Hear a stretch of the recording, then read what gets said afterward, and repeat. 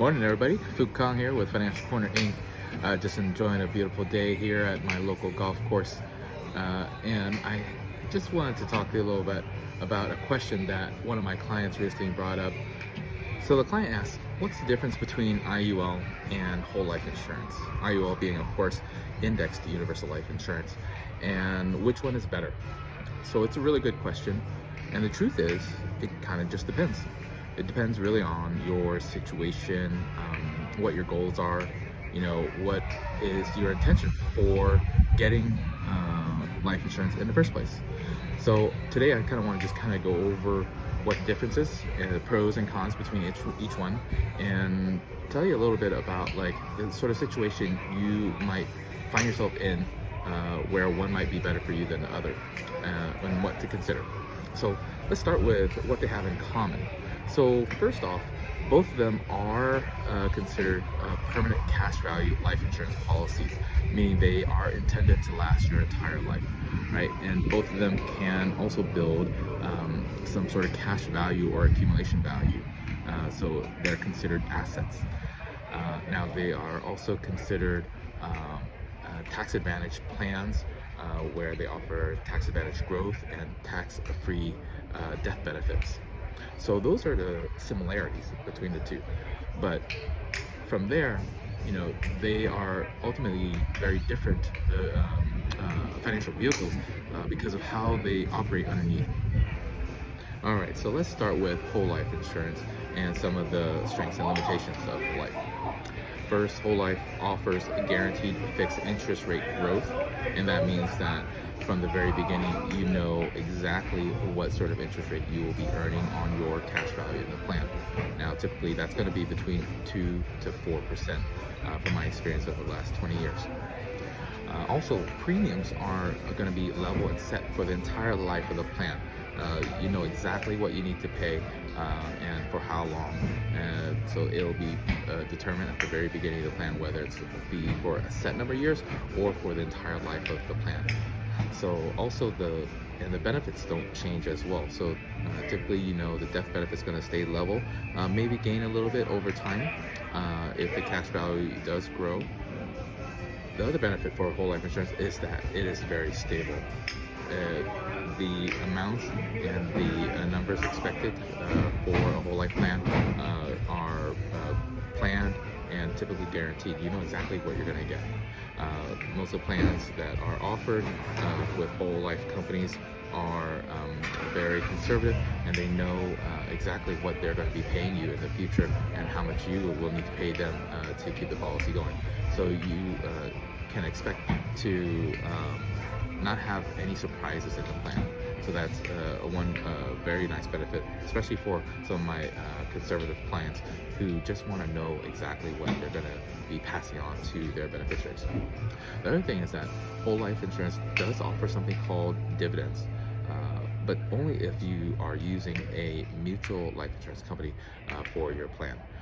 Now, what a dividend is that if a life insurance company does do very well and has greater earnings than their expenses during a given year, they're obligated to actually return part of that extra money that they earned back to their policyholders in the form of dividends.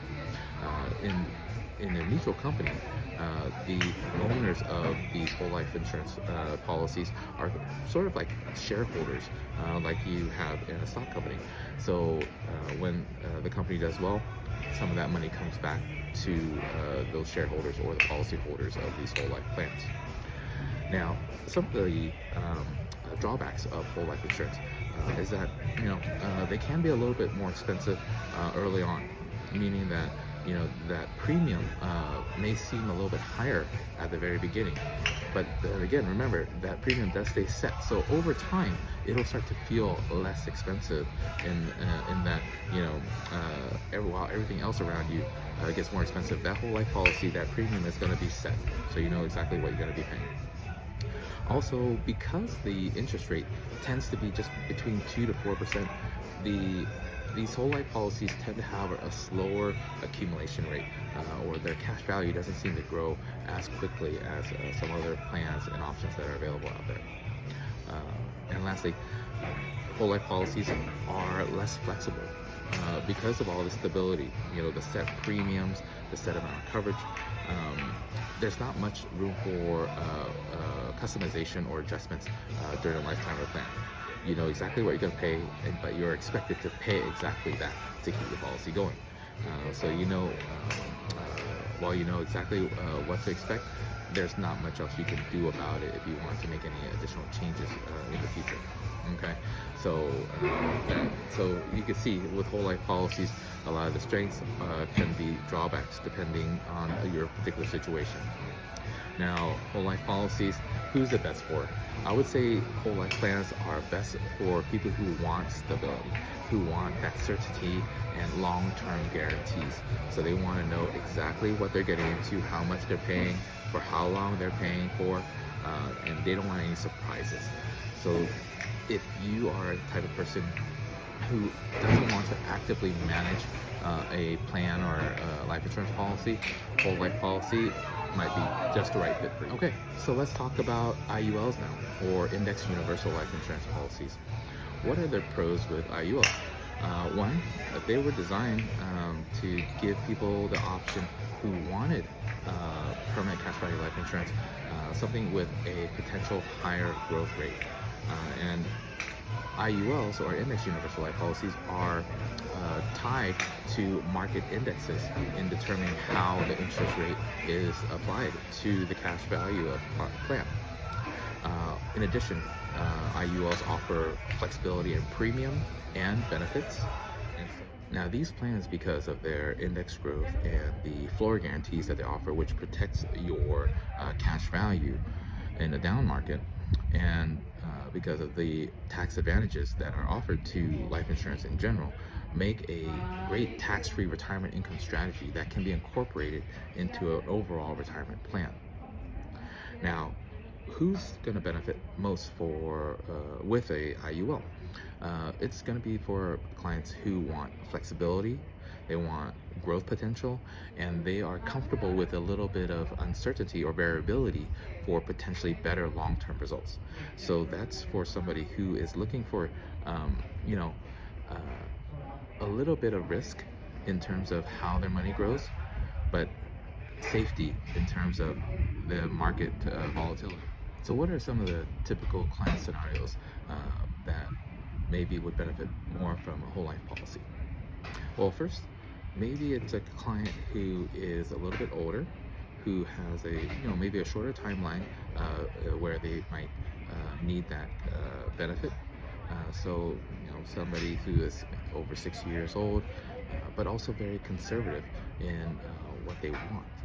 They want to make sure that they leave a legacy, and they don't want to have any market risk associated, and they just want to know exactly what their beneficiaries will get. Whole life insurance is going to be a great fit for them.